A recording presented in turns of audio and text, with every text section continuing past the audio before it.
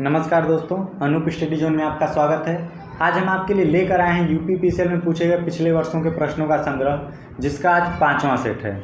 और आपको बता दें कि किसी भी एग्जाम के लिए अगर आप previous year question paper solve कर रहे हैं, उसकी एनालिसिस कर रहे हैं, तो वह आपके लिए बेहद ही फायदेमंद साबित होने वाला है।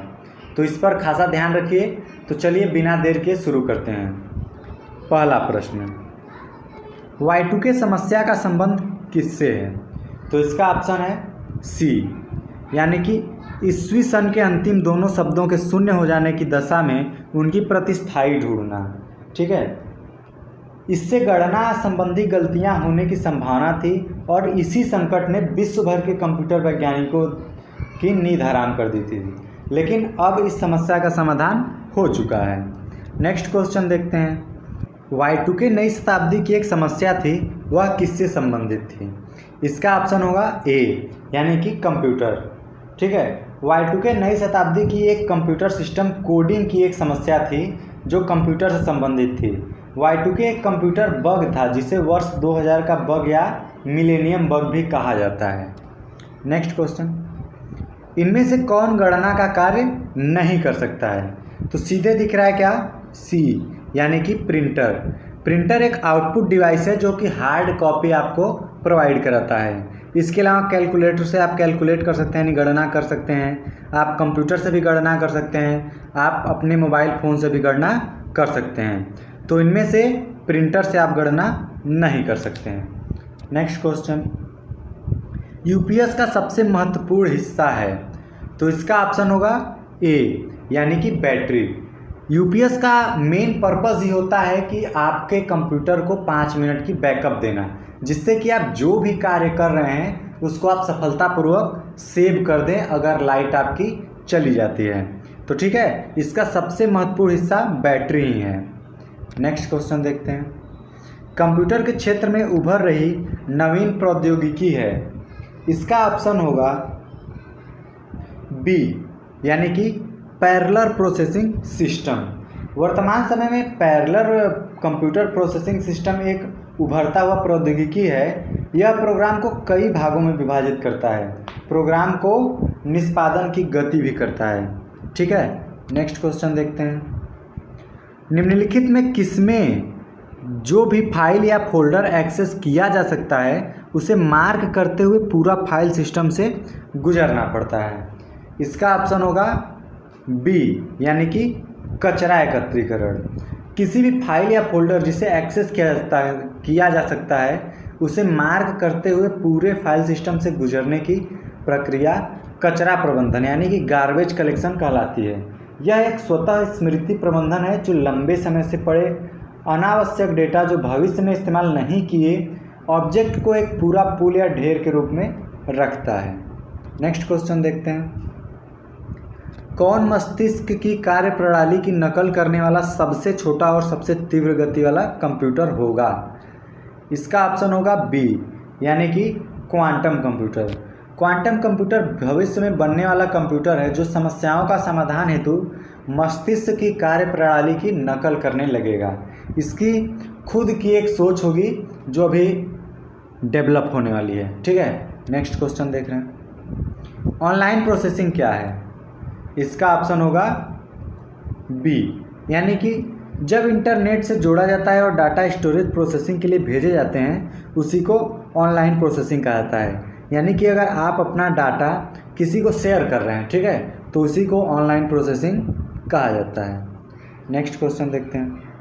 वैक्सीन सॉफ्टवेयर का प्रयोग निम्न के नियंत्रण के लिए किया जाता है? इसका ऑप्शन होगा डी, यानी कि वायरस की कमियां। ठीक है, वैक्सीन सॉफ्टवेयर का प्रयोग वायरस की कमियों पर नियंत्रण के लिए किया जा सकता है।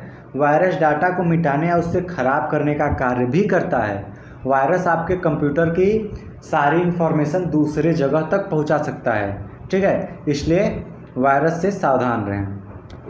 नेक्स्ट क्वेश्चन, बैकअप क्या है? तो इसका ऑप्शन होगा बी, यानी कि डाटा बचाने के लिए इसे मूल स्रोत से कॉपी करके दूसरी जगह रखना है। इसका मतलब अगर आप अपने फ़ोन या अपने लैपटॉप को डाटा बैकअप के लिए रखना चाहते हैं तो उससे आप चाहें तो अब गूगल पे कर सकते हैं। गूगल की जितनी भी गूगल ड्राइव है आप उस पर अपनी सभी डाटा को कॉपी कर सकते हैं। इससे क्या होगा, अगर आपका फ़ोन गलती से फॉर्मेट हो जाता है, आपका फ़ोन खो जाता है, तो उससे आपकी सारी की सारी डेटा आपके गूगल पे रहेंगी, ठीक है। उसे आप कभी भी कहीं भी एक्सेस कर सकते हैं। नेक्स्ट क्वेश्चन देखते हैं, कौन सा बैकअप के बारे में सच नहीं है? इसका ऑप्शन होगा सी, पीसी को नियमित रूप से बैकअप रखने की आवश्यकता नहीं है, जो बैकअप के बारे में सही नहीं है, जबकि विकल्पों में दिए गए अन्य सभी कथन सत्य हैं, ठीक है। नेक्स्ट क्वेश्चन देखते हैं, टीवी प्रसारण के स्कैनिंग के लिए निम्नलिखित में से कौन सी विशेषताएं जरूरी है? इसका ऑप्शन होगा डी, यानी कि ऑल ऑफ द अबव, उपयुक्त सभी। टीवी प्रसारण में स्कैनिंग के लिए visual activity, brightness and colour sensation, resistance of vision, ये सारी चीज़ें बहुत ही महत्वपूर्ण होती हैं, ठीक है। नेक्स्ट क्वेश्चन देखते हैं, स्रोत स्थल के गंतव्य तक पैकेटों को स्थानांतरित करने के लिए मार्ग का निर्णय करने के लिए किस कलन विधि का प्रयोग किया जाता है? इसका ऑप्शन होगा ए, यानी कि मार्ग निर्देश, ठीक है। गणित संगणन तथा अन्य विधाओं में किसी कार्य को करने के लिए आवश्यक चरणों के समूह को कलन विधि कहते हैं। स्रोत स्थल के गंतव्य तक पैकेटों को स्थानांतरित करने के मार्ग का निर्णय करने के लिए, मार्ग निर्देशन करने के लिए कलन विधि के प्रयोग से समाप्त किया जा सकता है, ठीक। नेक्स्ट क्वेश्चन देखते हैं, कंप्यूटर विज्ञान में डाटा पर खतरा कब उत्पन्न होता है? इसका ऑप्शन होगा ए, यानी कि पाइपलाइन रीड एक्सेस को क्रम ऑपरेंड्स में बदल देती है, ठीक है। कंप्यूटर विज्ञान में डाटा हैजार्ड तथा स्थिति को कहा जाता है जब pipeline read and write access का क्रम ऑपरेंड्स के लिए बदल देता है, ठीक है। नेक्स्ट क्वेश्चन देखते हैं, एटीएम का संक्षिप्त रूप क्या है, यानी एटीएम का फुल फॉर्म क्या है? इसका ऑप्शन होगा बी, यानी कि ऑटोमेटेड टेलर मशीन, ठीक है। ये बहुत ही महत्वपूर्ण क्वेश्चन है, बार बार एग्जाम में पूछा जाता है, इसे आप ध्यान रखिएगा। एटीएम का फुल फॉर्म होता है automated teller machine. Next question देखते हैं, कंप्यूटर के संदर्भ में वेटवेयर क्या होता है? इसका ऑप्शन होगा सी, यानी कि मानव मस्तिष्क, ठीक है। कंप्यूटर के संदर्भ में वेटवेयर को मानव मस्तिष्क कहा जाता है। यह एक जैविक कंप्यूटर है जिसका निर्माण जीवित न्यूरॉन्स की सहायता से किया जा सकता है और इसे कृत्रिम कार्बनिक ब्रेन या न्यूरो कंप्यूटर के नाम से भी जाना जाता है। नेक्स्ट क्वेश्चन, यदि आप कैट स्कैन कराते हैं तो आपको क्या कराना होगा? इसका ऑप्शन होगा सी, कंप्यूटर के सहायता से टोमोग्राफी करानी होगी, ठीक है। कंप्यूटर टोमोग्राफी यानी कि सीटी एक प्रकार का चिकित्सक चित्रांकन तकनीक है जो टोमोग्राफी पर आधारित है। इसे सबसे पहले विकसित करने वाली कंपनी का नाम पर पूर्व IMI कहा जाता है, लेकिन बाद में कंप्यूटर एक्सियल टोमोग्राफी कैट के नाम से जाना गया, ठीक है। नेक्स्ट क्वेश्चन, डॉक्टर के द्वारा प्रयुक्त शब्द CAT स्कैन का अर्थ है? इसका ऑप्शन होगा बी, यानी कि computerised axial tomography.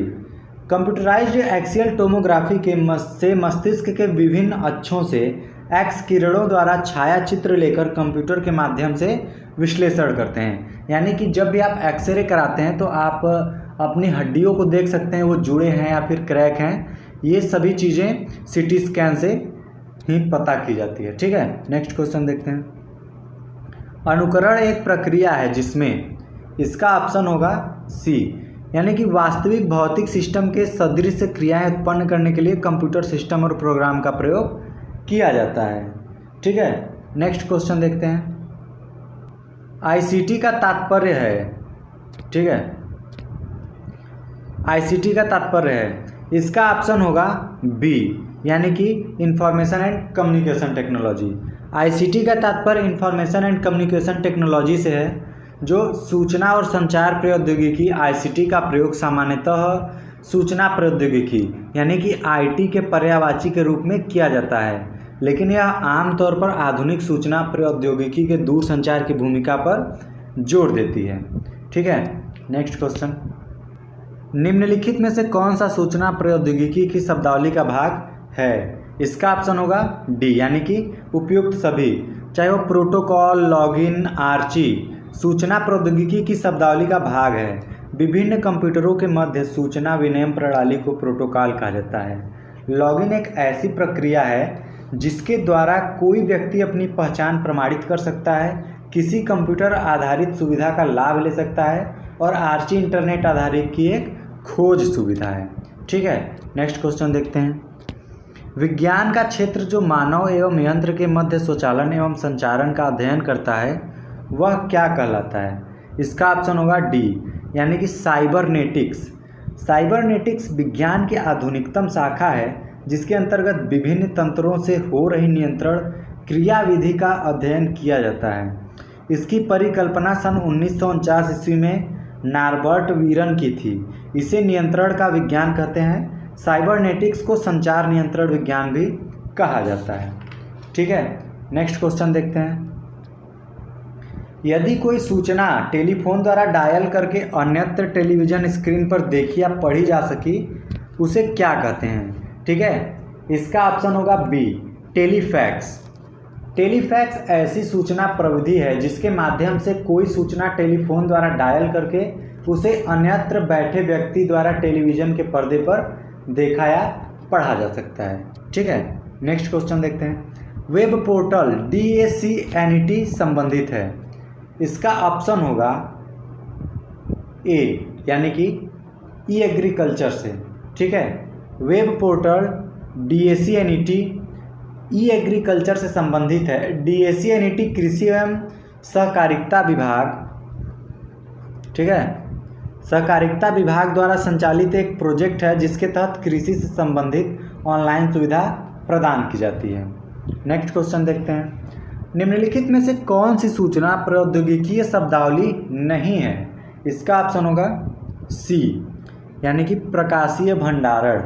Cyber space computer प्रणाली का एक ऐसा नेटवर्क है जिसमें विश्व के विभिन्न देशों के कंप्यूटर करोड़ों लोगों के विचार व एकत्र की गई सूचनाओं का आदान प्रदान करते हैं और विभिन्न प्रकार के आंकड़ों को शीघ्रतापूर्वक इधर उधर भेजते हैं।